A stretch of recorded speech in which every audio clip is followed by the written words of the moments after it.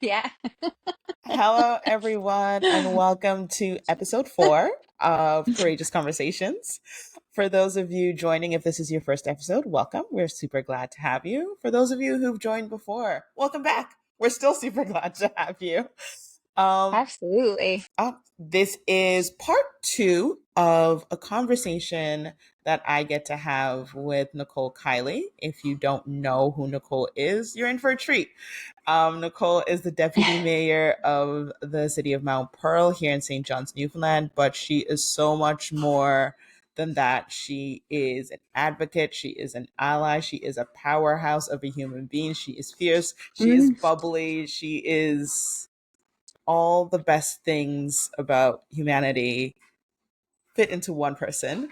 And I Uh, am so excited to have her back because she did half an interview and didn't run away and agreed to come back. no. So we are going to be continuing a conversation talking about a little bit about politics, a little bit about what happens when life throws you a curveball and what it's like to Mm. suddenly be navigating life with a disability you hadn't expected to have and where Yep. resilience comes from and all the wonderful things about life, even when life isn't so peachy. So, Nicole, you're back. I'm so happy to be back. Thank you for that introduction. Uh, I think I said before we started, like meets like. So the fierceness and all the qualities that uh you have um seen in me, which I'm grateful for, I see in you. So I just wanted to say that it's true. Like meets like, and I really believe that. And it's an honor. It was really fun last time to talk about these things because I'm passionate about it. I love it. Um, and yeah, that's all I can say to that. Yeah. Well, for the folks who don't know, I cried in our first episode, and I was very Mm, lucky I wasn't wearing makeup so did that day. I. Today I'm wearing the waterproof eyeliner, so I'm prepared to Yeah. cry. And if it doesn't last, Maybelline, you and I have a conversation we need to have. But we're going to start it off easy. Well, I don't know if it's easy. We're going to start it off Mm, slow a little bit. yes. So it's been quite the week. It's been, Mm, for those who don't know, it is currently January 24th. We are recording post what has been an jaw dropping moment in the world of politics, regardless of where your political affiliations lie, if you're Canadian. But it's been a moment the whole world hadn't expected would happen again, but yet we are yes. facing it. And Nicole, I'd love to know what you're thinking, what you're feeling this week. Uh, it's been, it's definitely been a journey. You know, initially, uh, I felt pretty dejected.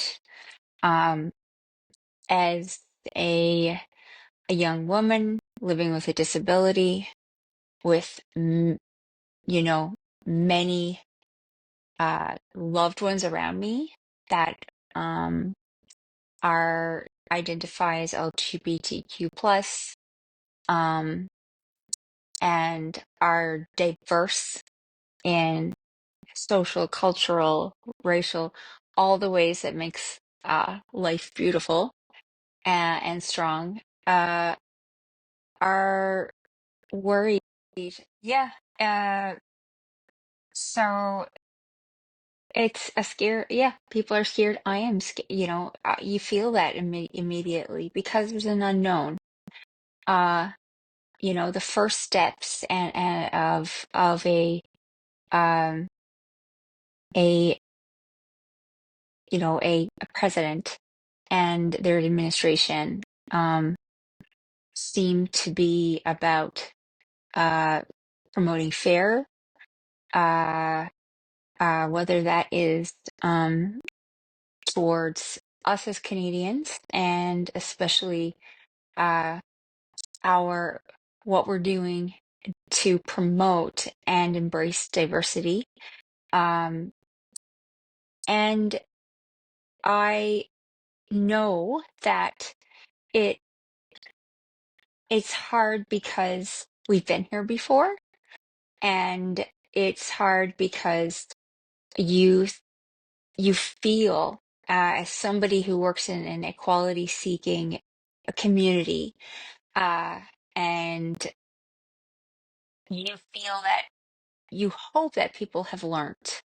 You hope that people have taken and understood that the impact that had initially happened through an administration and a lens that seems to be fearful of diversity, and if anything, an attack on that, an attack on equity, an attack on women's rights, um, and rights that we have held dear and we thought was ours.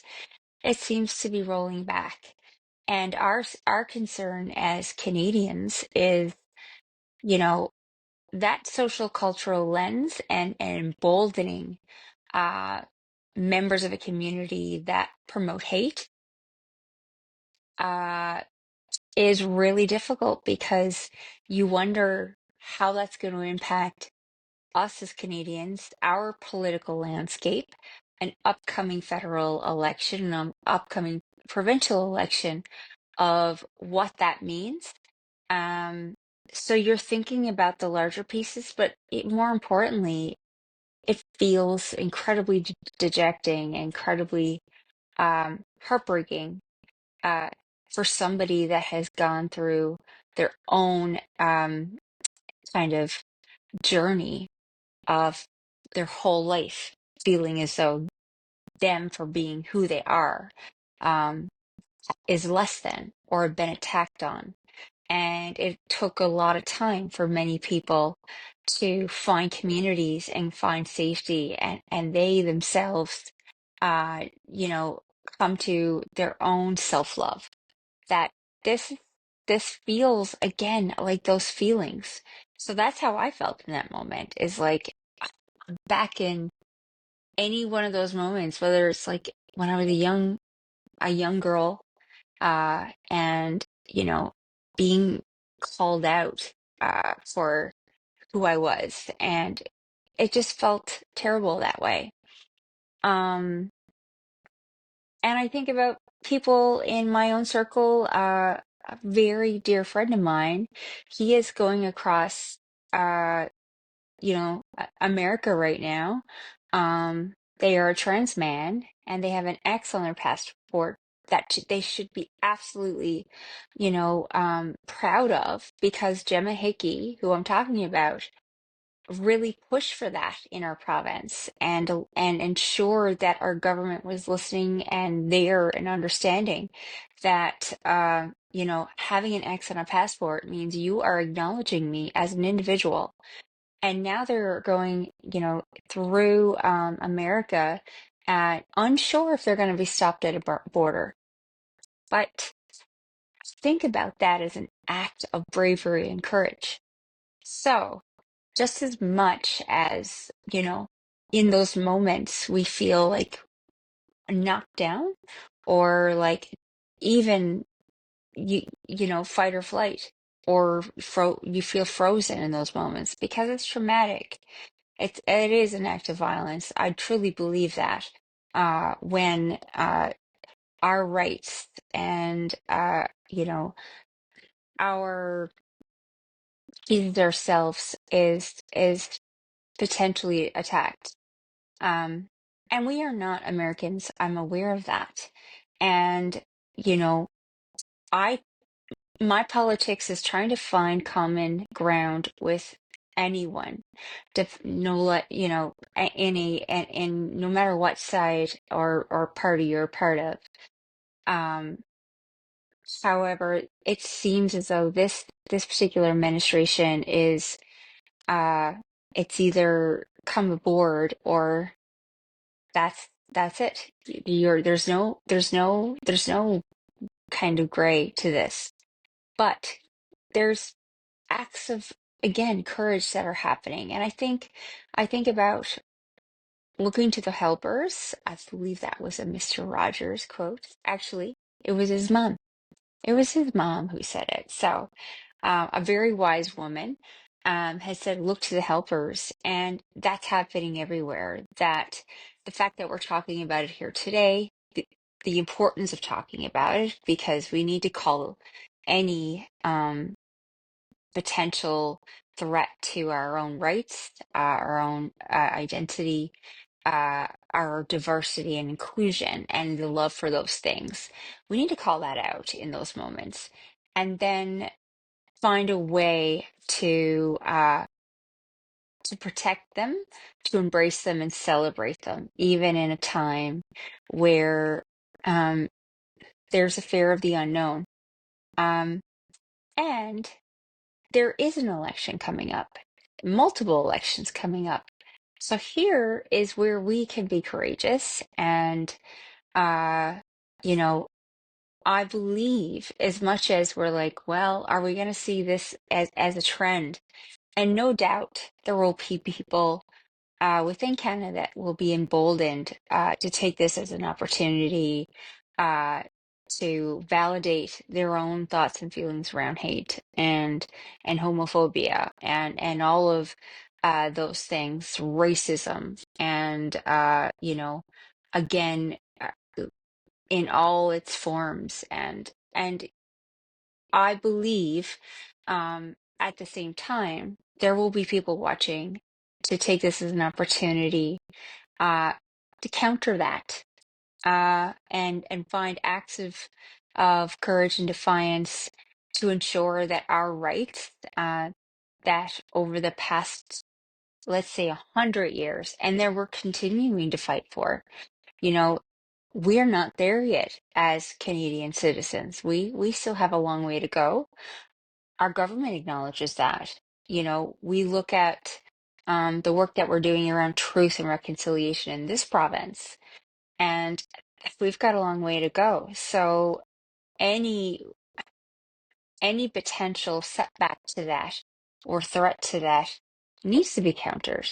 So best thing to do that is, if you haven't already, uh, join absolutely, every opportunity to vote, whether that is within a party, sign up, make sure that you're looking at, the candidates, what they believe in, and and then vote as much as you can.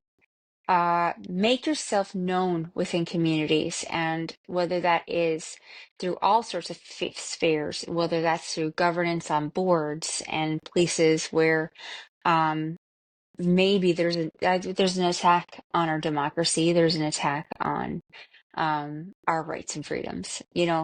So I'm looking to the helpers. I had to stop. I personally felt dejected. It felt traumatic in those moments. Took a breath, looked around me, and looked for the people who were, continuing to those acts of courage, and what steps even our current government has done that Premier Furry decided to go down and you know ensure you know take a stand around the administration that was attacking our tariffs and threatening ways in which our economy could be affected, and ensuring that we're here and this is us.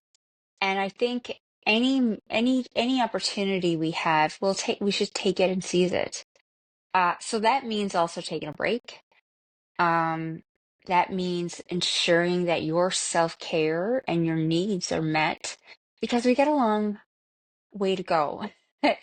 And we also want to make sure that uh, we're not it's not on the backs of us um as people doing the work of equality. We need, it's not a sprint right now, it's a marathon.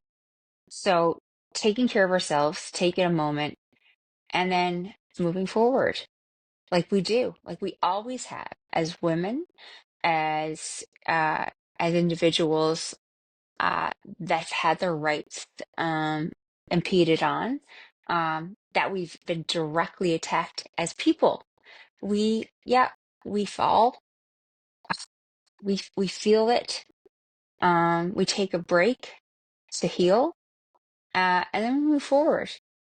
I don't know any better people than us as, as women, as those that are within uh, communities that are diverse, whether it is the disability community, the Black community, the First Nations that have been living here for a very long time.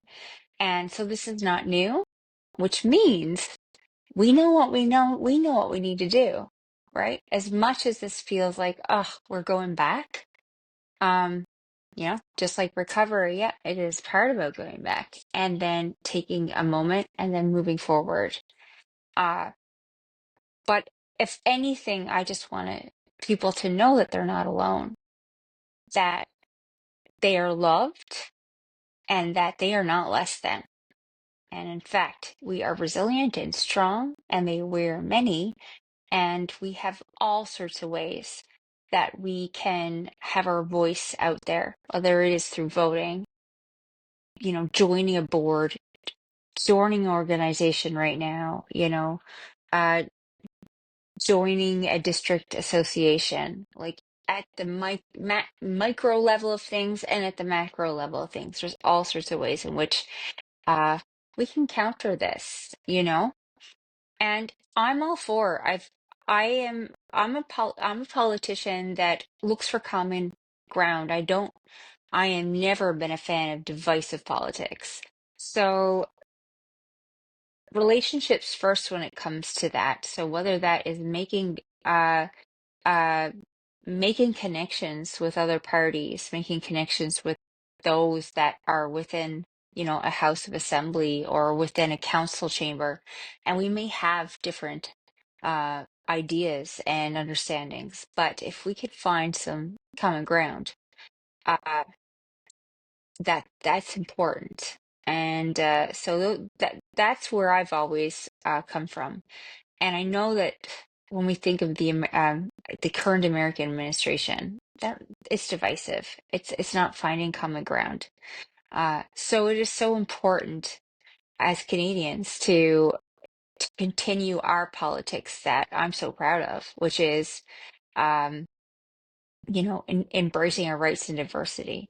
So any time in which we feel a party is emboldened to promote hate, promote divisiveness, that we counter that, right? Because I tell you, no matter where you're from, like in your parties, that if it comes from a point all of a sudden where it's anti trans, or it is promoting policies or legislation that would harm women and their rights, their reproductive rights, their ways in which they can find their place at a table. If you're not seeing yourself in a party, that's a problem. If you're not represented there, that's a red flag for me. So either move within and change within, or also counter outside and uh you know call it out what it is. And that is such a courageous act, and I know it's hard to do sometimes, but it has power, and it is change. That's where change has, I've seen it and I know it. So I don't know, that's where I'm to with all of this stuff. I know I feel like it's a bit of a rant there, but that's bringing me through everything this week, honestly. Honestly, you know I don't think it was a rant. I think all of those thoughts and feelings will be shared by a lot of the people who will watch and listen to this. Um, Yeah, I had the thank you. opportunity to moderate the Equal Voice Don't Get Mad, Get Organized, and a lot of the Love that title. Kate Cadigan did a great job of putting it together. It was fantastic, and it was Equal Yes. Voice Newfoundland and Labrador, and a lot of the things Hmm. that you said were said that night as well, as in you can be mad, but it's about finding the helpers, finding your community, finding places to Yeah. rest, and finding joy even when it seems so bleak. Yeah. And then when Yeah. you've done all those things, you come back, you're stronger, you're ready to take on the good fight. And you continue to do Yeah. that in a cycle until progress is made in a way that we want to Yeah. see it made. And so And you are there. Yeah. And we're we've, ready. we've We've done got this so before. We yeah. can like we know where not Y- to fall this time. yes. 100%. That makes us stronger. Absolutely. That's resiliency in its truest form. Absolutely. We've done this before. We have we have had our licks in the Yeah, ring. And we're gonna go back in that ring ready and prepared. absolutely. And we know the moves over Yeah, there. There's only so much you can do. There's only so many, okay, they're gonna do this, they're gonna do that, and that's all they have. yeah, Because really, divisiveness and hate only takes you so far. absolutely. And it's pretty shallow. It's not enrooted, right? So yeah, So I think that's that's it. it. Well, no, that's not it. We have so much more to talk about, Nicole. You can't Yeah, leave yeah. yet. That's it That's today. it. That's it today. Yes, Right in this moment, right? absolutely. Yeah, well, you're right. We all do. And I Hmm. think that's the best place to transition back into the conversation that made me cry and the part of our chat that was very Mm, emotional for me.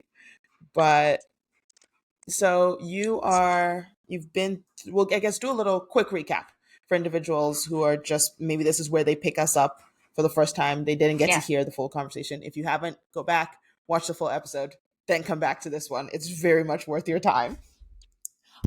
yeah. But in that, Nicole, you experienced a life changing moment in a blink of an Mm, eye. What was supposed to be let's go out to the cabin quickly yep. left you fighting for your life and in recovery. And so I'll Yes. let you do that quick recap for people, but then we'll get into the good parts of the Yeah. conversation. So yeah, I'll bring you back to a moment, and a warning for people who may have triggers around acute traumas. Uh, just to say that right there. But yeah, it was a harrowing moment. It was definitely a hour that I remember fully, and I was awake for. Um, that had me hit by a car. Drove into a pane glass window. Um, I, in those moments, you don't know how you're gonna act. There's free, is it fight or flight? And I am very grateful that in that moment I did some life-saving moments, holding on to the top of a of the car hood so that it's not gonna wouldn't take me under. I wouldn't be here today. Um, I eventually did find myself under partially the car, and that's where pretty much a good portion of my body was crushed. I have many broken bones from that, and different um uh, kind of nuts and bolts that um had put me together, and I lost my left leg, and I am now an above knee amputee. uh so where I began as a an able-bodied woman uh in life, quickly and very suddenly left me with a disability around mobility. So there was a lot of work between being under the car. I have to thank like first responders that were there, the surgeons that were there, making the decisions because I had been in an induced coma. Um, There was a gentleman actually who he owns Fogtown downtown that immediately came over, listened to me when I say turn off the car, somebody turn off the car, uh, and he acted in that moment, and that was amazing because he stayed with me through the whole time, talking me through. So again, helpers everywhere. Um, all of that to say, that saved my life. Um, and by the end of that intervention, and where I'm in an ICU and waking up um, to a room of beautiful people that I love, um, my first feeling was immense gratitude uh, to being alive. And the next was to learn and process the idea of, all right, I've lost my leg, yet I feel it in the moment. That is something that, as an amputee, you need to manage. It's, where you still feel your leg. It's just the way your nerves in your brain for so long have wired yourself. It's amazing what your brain and what it can do and what it feels and what that means. Uh, so I needed to process that. I needed to go through my own journey around recovery that I'm still on, where the world felt for a good year very small. A small room with like my dad by my side almost every day, my sister there, friends there, us having like uh TV parties, like, yeah, we'll watch this show together. Um, and me learning to sit with this. You had to. Um, and also my capacity, like my ability for thought, my ability to stay awake, and uh even my motor skills, all of that was just so reduced. So that's why my world really became small, was that, you know, to even do something as simply online banking took everything out of me. Like, I remember having a card and trying to, like, okay, one, two, three, four, and then trying to remember those numbers and from this to my phone over and over and over again. By the end of it, I was like, I gotta go to sleep now. So that's where I was to. Um, and a full year of recovery to that, to where I am now. And it's the first year was really hard because you're just comparing yourself to where you were as an able-bodied person. Um, which can be heartbreaking at times and can be really hard. And it's also an unfair comparison. But as individuals and with our brains, we know what we know. And so we just have an understanding and familiarity of identity that is through comparison sometimes, rather than where you are presently. It's really hard sometimes for us to stay in the present without going back and worrying about what's next. And so I really learned a new skill to be able to be present, truly present in a moment, to stop comparing myself to who I was before, because I'm not that. I am just who I am now. So that was an important uh, journey. It was hard, uh, but it left me with an incredibly good skill of taken away all the nonsense sometimes and the noise of uh what is comparison, who I was and what I'm supposed to be and who I am. And that really allowed me to move forward in more of a productive way. I'm now like, for instance, we had some cold spurts this week. I'm froze to death. I don't know what you're feeling I'm like, over but it. I'm planning tropical good for vacations in my you. brain. I know. I already have. Yeah, a bunch of our friends for the first time. I'm going on a tropical vacation I'm myself. willing to go in your But suitcase, Nicole. I'm just going to preemptively state that now. I'm okay, willing to go in your all right. suitcase. Okay, I'll think about, yeah, I will think about a way to do that. But yes, I understand. So we're all thinking about winter, and winter last year was really hard because a lot of it was indoors that I didn't have.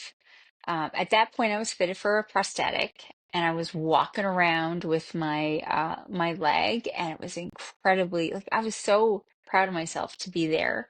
However, my balance and conditioning was not there to be able to go outside and um, be prepared for ice and different topographies and being able to move quickly and my energy. And I was only comparing myself back then to where I was, which was I loved the outdoors. I'd love to go on a hike right now and smell just the trees. And it was a great part of my mental health. So that was really hard. This time around, first of all, it's great to have the mild weather. I can't say that's great, right? I know global warming is a bad thing. I do, but I I got know. to wear shorts in I December, know. and I'm not mad at it. No, and we could have just like you got to be grateful for what where you're to and what you are. And yes, we know all that stuff. Uh, However, yeah, in it was really good to have some times where we didn't have the ice down Yeah, because I was out and able to move. However, this week we've got snow down. We've got some really low temperatures and or cold temperatures, I should say, and I'm able to move around and plug my electric car in uh without needing my cane so much or worried that I'm going to slip. I feel confident going in and out of my car, moving to one place to another, where I'm also like, maybe I should try the new Power Spond. Great. So we got rid of all the boardwalks, which can be really slippery and not in tune with even like the ecosystem. uh Here's my municipal brain. And this is where my love of that comes from. And people can call me a big dork, but I love it all. I love parks. I love recreation. And so we put down a type of gravel that my foot can stand because it has a grit rather than a slide. And snow usually melts first on it rather than kind of gathers, and I'm able to do that. So I'm finding accessible spaces in my community, able to use them a little bit more. I'm not comparing myself to what is not the reality. I'm living presently and taking advantage of that. So that is where I'm to right now. And I'm very excited about that because I'm finding a new normal and understanding what that term really means. It's not like a reduced normal or less than normal. It is a new normal and it's different. And yeah, I'm I'm hopeful about this winter because I'm not stuck indoors as much, and my world from where it was in those moments of recovery has become a lot bigger. Um, whether it's now returning fully to council, being able to be more engaged with committees, uh, having accommodations that are being met for me, that allow me in spaces, and I see myself there. Uh, and when I do look to the future, rather than see I got to be there, it's more hopeful planning and strategic planning, envisioning that uh, ex that include like accepts me and embraces where I am. So that's where I'm to right now, and I was so proud. Like I think I went to the dentist yesterday, and believe it or not, it was for a root canal. oh, That turned out to be a cavity instead. So yay! yay! So Never did I think I'd I'm be giving a excited lot of. about a cavity, but I yay! know it's having way too much information. I tell you, when you go through like a type of accident that has your body as a point of conversation for a long time. You get to just like things like cavities or whatever. I don't mind talking about them. But back to my point. I opened my door and it was very Yeah. windy. It was dark out. There was some salt down grate, but you never know. Lots of patches Hmm. of snow. I confidently walked up there, got in, and that's a normal thing. Yeah, I know. Thumbs up.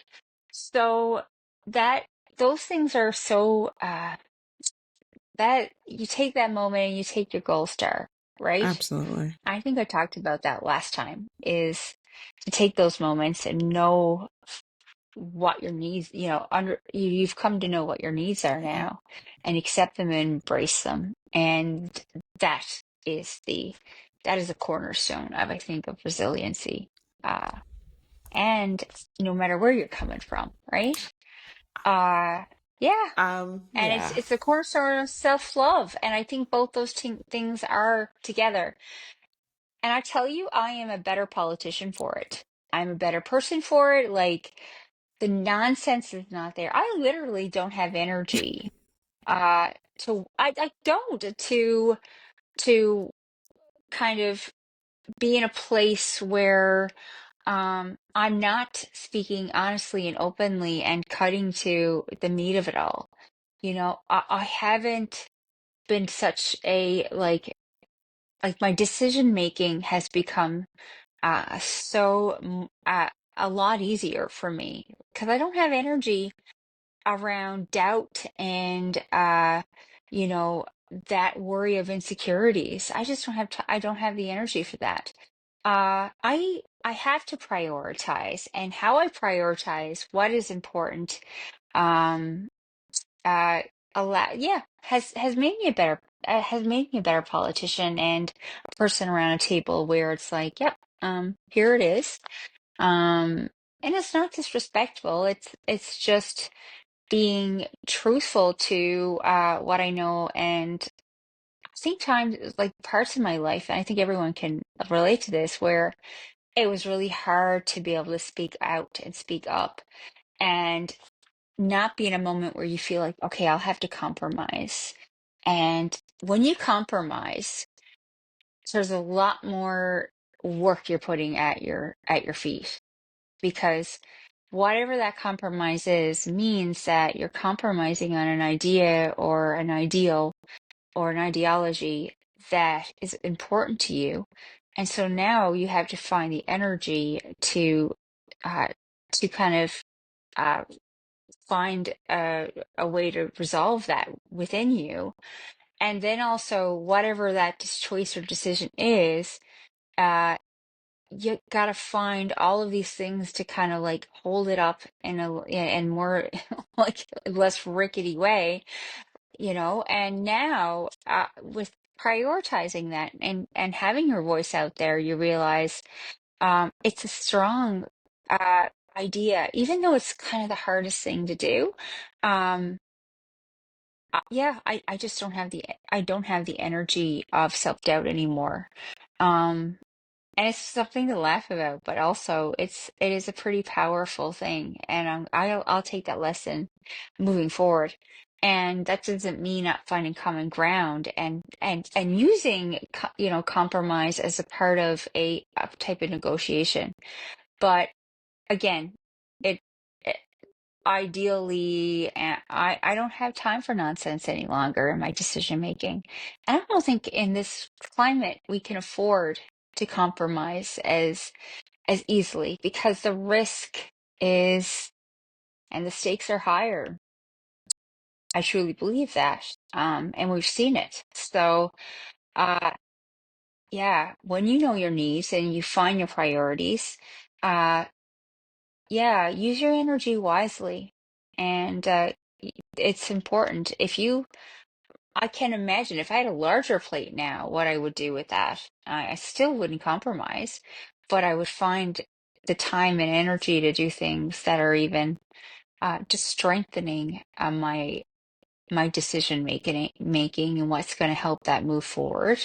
And yeah, so I know I moved from me to like, to But that area no, of yes. where it means decision making and going back to where we started around the political climate and our worry about Canadian politics where it lies. But No, I think it yeah, was a natural yeah, transition, and there is no yeah. if, ands, or but. Like, no, we didn't come in with a script, so this is exactly how I wanted it to No, go. okay, And okay, good. I have to sit there and, like, I told you before we started filming how important the pieces of advice you shared on our last episode became for my life Mm, earlier this year. yes, And for yeah. our listeners and our viewers watching, because I had a moment where I was no longer able bodied for a short period of time.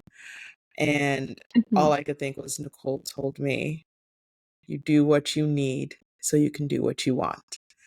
And as you've been talking about, like, your new normal and all of that, those things just kind of stamp on it for me, as in the recovery from when I thought Good. it was like vertigo, and then to finding out what it actually was, and to sit there and was like, when I'm just exhausted from just being. But then Yeah, as you, like, you figure it out, you're like, I have this much energy. This is all I get today. I am going to make it count, and I'm going to do yeah, my things. And when I'm tired, I'm tired, yeah, and we'll nap when we nap. But yes, then how it changes my outlook on life, as in making sure that I'm not expecting from others what I was so afraid people would expect from me when I was incapable of giving it. And how mm, you are now a better politician and council member and deputy mayor, because going from being able bodied, you now think about the things that you would need in accessibility needs, and preemptively want to make absolutely. sure your constituents, the people of your town, have that, so they don't have to say, hey, I need this. That preemptive Yes, work to create equity, so they don't have to have that barrier in the first place. And yeah, I love, like, truly love that something that someone could have taken and said, I'm out, I'm done. My world feels so small, and that's all it's ever going to feel like. I'm going to tap out. I'm not going to try. You sat there and you, like, it feels small now, but it doesn't always have to feel small. That this is not yeah, permanence, and I'm going to give myself the natural time it needs to get back to my new normal, and a normal that's not less than. It's just new. yeah, And I will work it yeah. in whatever it ends up being. So, Nicole, in our last few minutes before I let you go for this time, for this season, not that you're coming back Okay. next season, but before I let you go back to doing all the things you do next, but next season we'll be talking about different things. So we'll have a whole Yeah, new conversation. But for those who are sitting there, whether they're navigating a new disability, whether they're contemplating a life in politics, whether they're just ready to take that next step into living courageously, whatever that might mean for them at this point in time. If they needed that little extra push or a new mantra for yeah. themselves, what would you like to leave them with?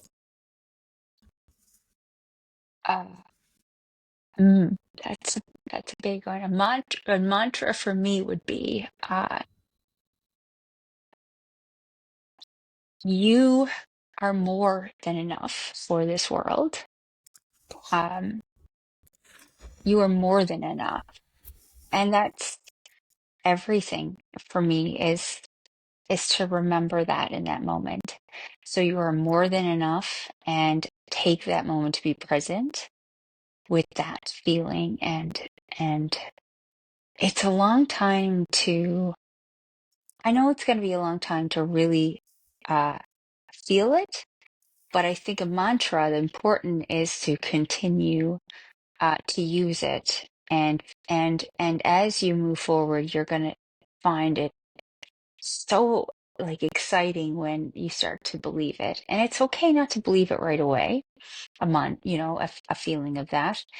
Uh, we have all these things like imposter syndrome and depression and mental health, but you are more than enough.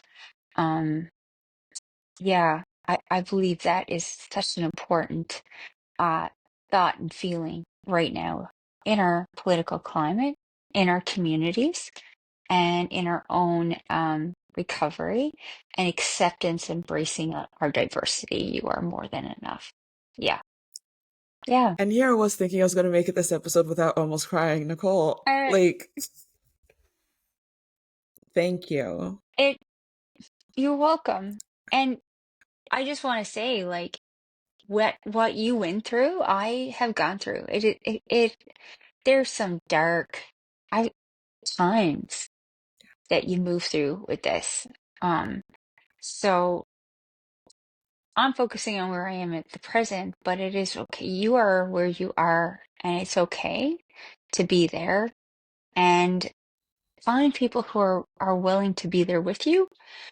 And you're more than enough, no matter what. You are whole. You are whole as is, right? And yeah, that's it from that. That's what I can say. And I want to thank you for like I'm just so happy to have talked to you and to know you better. And yeah, like meets like, I tell you, you know, Nicole. that's what I gotta say. Yeah. Okay, so you'll be back next season. We'll talk about new things. Yeah. The world will be in a new Yes. place. But thank Yeah. you for showing up so You're welcome. fully and openly and authentically and for having a courageous conversation with me. Mhm. Thank you.